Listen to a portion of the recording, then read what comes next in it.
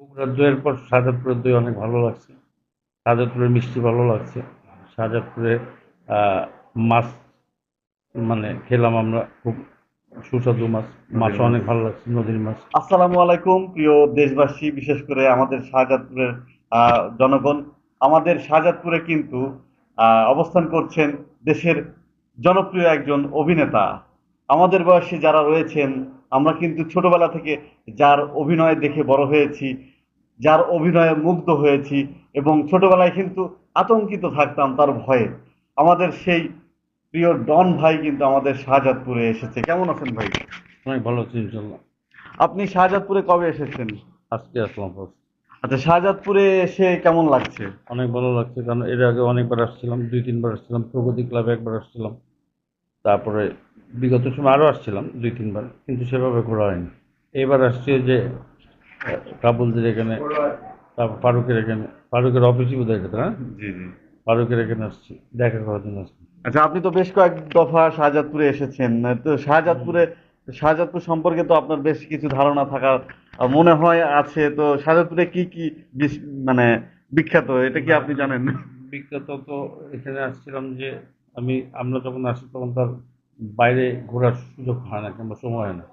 তারপর শাহজাদপুরের বগুড়ার দইয়ের পর শাহজাদপুরের দই অনেক ভালো লাগছে। শাহজাদপুরের মিষ্টি ভালো লাগছে।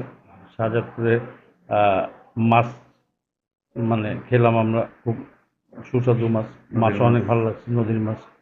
ফরমালিন মুক্ত মাছ আর কি। যাক, সবকিছু খাওয়া দাওয়া অনেক ভালো শাহজাদপুরে। আর দুধ আর কেমন? দুধ এখনো খাইনি, একটু পরে খাবো বুঝলে। তাহলে খেয়ে তারপর পরে পরে বলবো, আবার যখন নেক্সট দেখা হবে তখন দুধ খাবো। আচ্ছা, শাহজাদপুরের মানুষ আপনার কাছে কেমন লেগেছে? আমার কাছে সারা বাংলাদেশের মানুষ, বাঙালিয়ানা মানে যারা বাঙালি তাদের সবাইকে ভালো লাগে। কেউ ভালো কেউ খারাপ থাকে, এটাই স্বাভাবিক, তাই না? জি। তা আমরা ভালো মানুষের সাথে আছি এবং ভালো মানুষের সাথে থাকবো, এবং মৃত্যুর আগ পর্যন্ত ভালো মানুষের সাথে থাকতে চাই। ধন্যবাদ প্রিয় আমাদের ডন ভাই। প্রিয় দর্শক, প্রিয় দেশবাসী, আপনারা সবাই ডন ভাইয়ের জন্য দোয়া করবেন। তিনি যেন সুস্থ থাকেন এবং আমাদের আরো অনেক সিনেমা মুভি উপহার দিতে পারেন। তার ইনশাল্লাহ। তার মতো যে অভিনেতা, শক্তিমান অভিনেতা বলা চলে, যে এরা কিন্তু জীবন্ত কিংবদন্তি আমাদের বাংলা সিনেমার ইতিহাসে। আসলে এনারা এখন আমাদের মাঝে বর্তমানে আছেন, আমরা কিন্তু বিষয়টা অনুধাবন করছি না, কিন্তু যখন তারা থাকবে না, তখন কিন্তু আমরা তাদের অভাবটা অনুভব করতে পারবো, যে আসলে তারা কোন ধরনের অভিনেতা ছিল, কোন ধরনের মানুষ ছিল। যে রকম মানুষ আমাদের সাথে, সাধারণ মানুষের সাথে মিশে যাচ্ছে।